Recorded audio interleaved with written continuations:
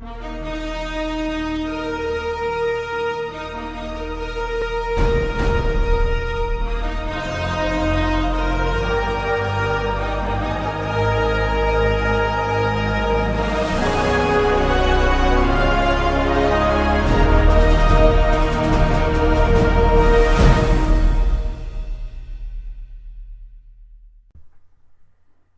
and welcome to the Las Vegas Motor Speedway, where we're here ready for the Kobalt Tools 400, and it is a bright and mostly sunny day here in the desert of Nevada, and boy oh boy is it quite an adventure we have today. Starting on the pole, as you see, is our Daytona 500 champion, O'Neal Baldwin, and alongside of him is the number 6 of Nathan Hudson. Quite a star-studded field, as so far, every winner this season has had the name Baldwin in it. With Annabelle Belvin, who won the first dual race at Daytona, which was a non-points race, and of course she won last week at Atlanta. And O'Neal Belvin, of course, has won the Daytona 500. So could another Belvin could another Belvin go to victory lane, whether it be O'Neal or Annabelle? I guess we'll just have to wait and find out. So without further ado, let's go trackside. Drivers, start your engines. There you go. The engines have fired here at Las Vegas Motor Speedway. The cars will roll off the grid right at you in the camera angle. And we are getting set to start the race here at Las Vegas. Now I am of course going to have to go to camera spectator 1 and all the way down to the 18 of O'Neal Belvin. Atlanta Motor Speedway is known for its great racing and its unfortunate, terrible accident, as it was 4 years ago, back in 2011, where in an IndyCar wreck, Dan Weldon lost his life when his car careened into the catchment. So it is in honor of Dan Weldon that we will go silent. We have 27 laps of racing, and we will go silent on lap number 7 for Dan Weldon. Here we go, coming off of turn number 4, getting ready to start the Kobalt Tools 400. O'Neal Baldwin brings him down. Green flag is out. We're underway.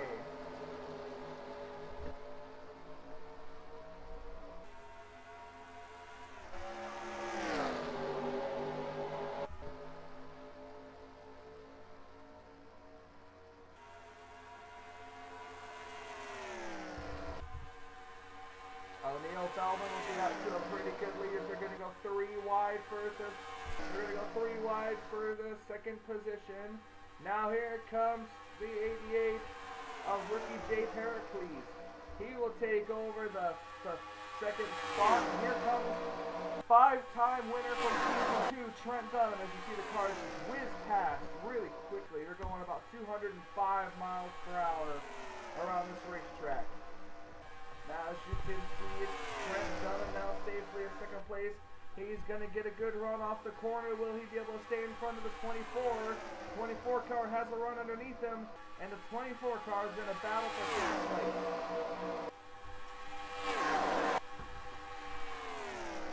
You can see how fast these race cars drive around this place.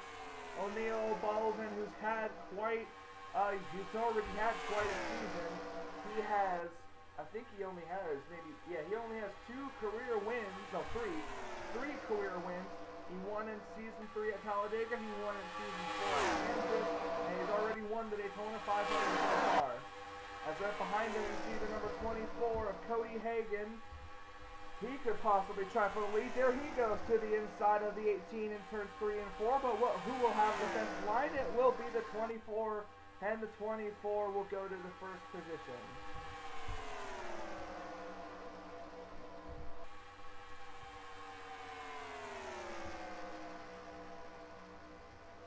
O'Neal Baldwin gonna get a good run down the back straightaway. He could try very hard to get the lead back. That's right behind them, and that number 7 is Stephanie Naylor. I believe that's the sister of Johnny Gardner. And I just remembered, I forgot the fucking team again. Damn it, I gotta stop being so fucking lazy. Anyways, as we're gonna go back up to the front here, you see the 18 of O'Neal Baldwin. He's gonna get a good run on the 24. Gonna kind of move him up the track. Now the 18 is gonna go to the inside of the 24, but will he have him clear? No, he will not have. He will not even have a bumper on him. 7 car gonna get caught on the outside line. Here comes the 23. That is Max Neuwirth. He's going to move up to the 3rd spot as it's still now Cody Hagan. Cody Hagan got a win last season, I believe. Yeah, he was in the 48 because he was in the chase. 23 car looking to the inside for 2nd place. We'll have the car earn underneath them, and Max Neuwirth will take over the 2nd place. As O'Neal Baldwin has now fallen back to the 3rd position. With the 27 right behind him, heading down off into the turn. The 23 car may try to get a run here. The 18 car right on his back bumper. Now the 18 is going to try to go for 2nd position. He's not going to have the room though. Single file for this first 5 or 6 cars. 7 cars now it looks like. First 7 cars single file. 27 thought about looking low on O'Neal, but thought better of it. Would he try to do it again? No, they're going to stay single file going off into turn number 1. 24 got a shove from the 23 in the corner. It's Chevy, Toyota, Chevy, Ford. That's how they run so far in this race. And O'Neal's going to get caught on the outside now, but the 10 car is going to stay with him. The leader's fastest lap time around this time was a 106.98 miles per hour. Now here comes Max Neuwirth on the inside line. The fastest lap set is so far Dylan Poche at a 25.45, and Dylan Poche is currently running back in the 12th position and making up ground big time. Alright, we're going to go back up to the front. We have a new 2nd place driver. That's the 27, Peter Savayana, who's now getting passed by Charles Jackson, who is the second fastest driver on the racetrack. You gotta remember, pit stops definitely will happen in here, so we're gonna have to keep an eye out on that, because cars do tend to run into some trouble. Oh, sorry, Maxie. Cars do tend to run into trouble when trying to get on pit lane. We're going to now go to the back where you see Cody Lom is currently back in the 42nd position. But look at the run he has underneath Dylan Young. Going down through the corner now. Coming up 3 wide down in turn. Here comes cars down pit road. This is what I'm talking about. This is what we got to keep an eye on for. The 9 car just dives down off and is able to slow down in enough time. See who's all the cars down pit road. As you see, there's O'Neal Baldwin, Cody Hagan, and others coming down pit road. A couple cars had to really bail out of the throttle, including Dylan Young and Sean Henley and others. As the rest of them are down pit road, it's going to be O'Neal Baldwin, I think, who finally made it to his pit stall. And here comes some more. Dylan Poche completely missed the commitment cone. He made it to pit road, but he completely missed the commitment cone. I have no clue if that's going to be a type of penalty or not. But we're going to have to wait and see as cars cycle around as the leader. Where is the 23? Is he on pit road or no? Yes, the 23 is on pit road and was the leader last time by. We're going to go now to the 18 of O'Neal Baldwin, who was out on the racetrack. And it was Cody Hagan who got out ahead of O'Neal, but we're going to wait and see where these cars cycle around.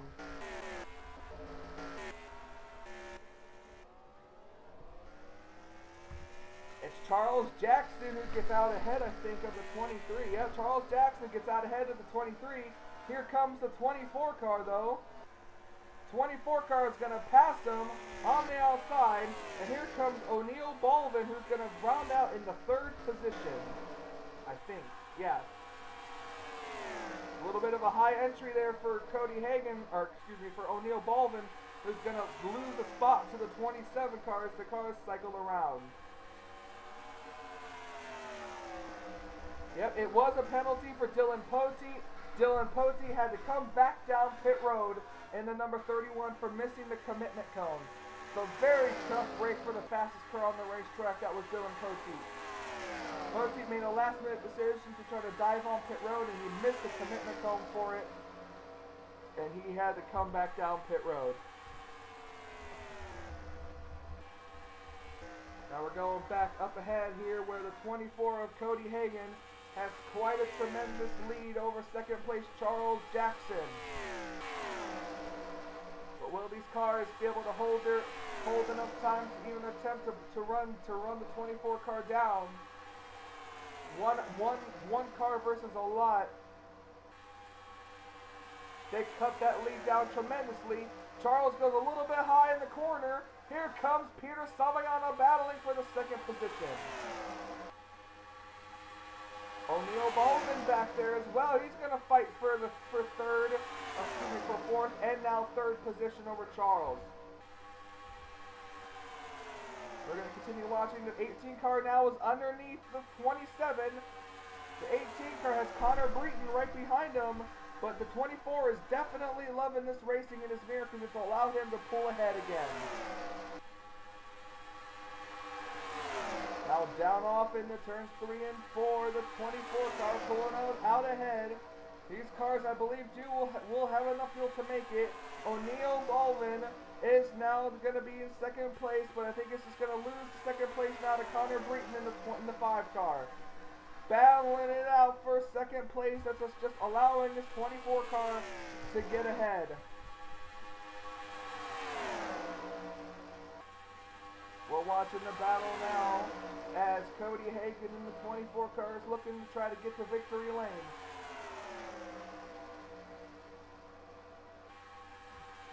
Connor Breton will now move into the 2nd position, and here comes Derek Pemberton in the 16 and Charles Jackson as well. Hendrick Motorsports now 1 and 2. Then the 5 of Connor Breton catch the 24 Cody Hagan, his teammate, before this race is over. 7 laps to go here at Las Vegas. Heading down off into turn numbers 1 and 2. Connor got through the turns better than the 24. Coming down the back straightaway. 5 car isn't there yet, but he's close. Very, very close. As these guys start racing, that'll bring the 2nd pack right up to him. 6 laps to go here at Las Vegas. Cody Hagan still the leader. Now let's see what happens. Will the 5 car get a better run through the corner this time? He will. He's closing up very close to the back bumper that 5 is. He is getting closer and closer, but cannot pull out to make a move.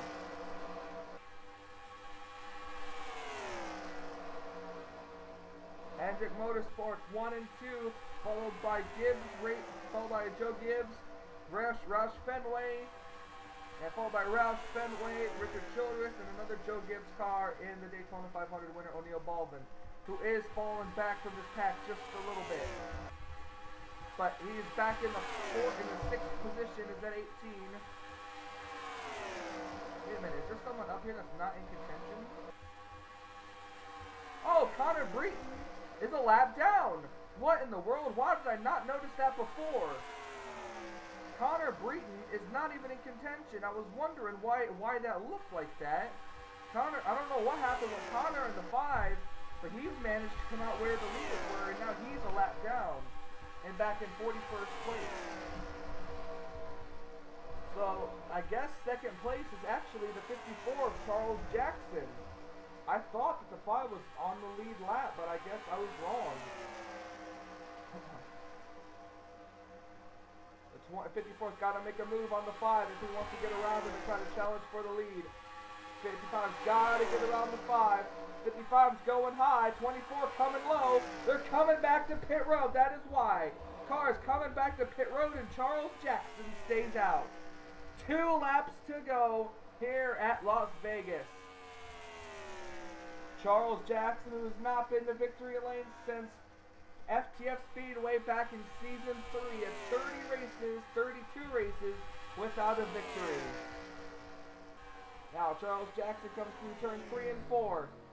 Now Charles is coming to pit road. And now the leader is Johnny Gardner in the 47. White flag, 1 lap to go for the 47.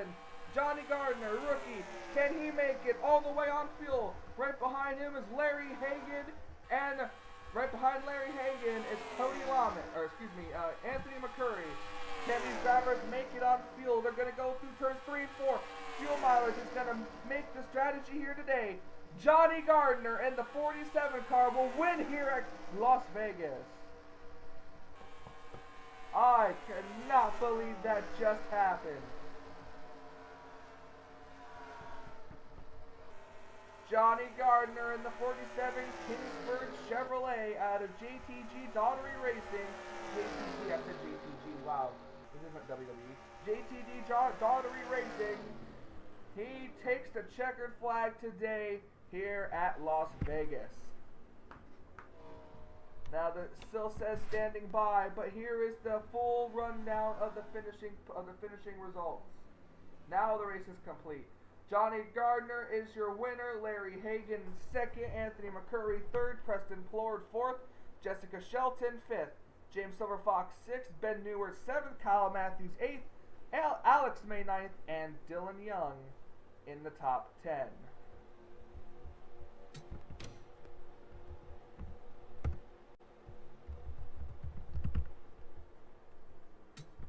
Bunch of drivers had to come down pit road and ended up all finishing a lap down. Dominant car of the day, O'Neal Baldwin, because of his pit stop, came back to finish 34th.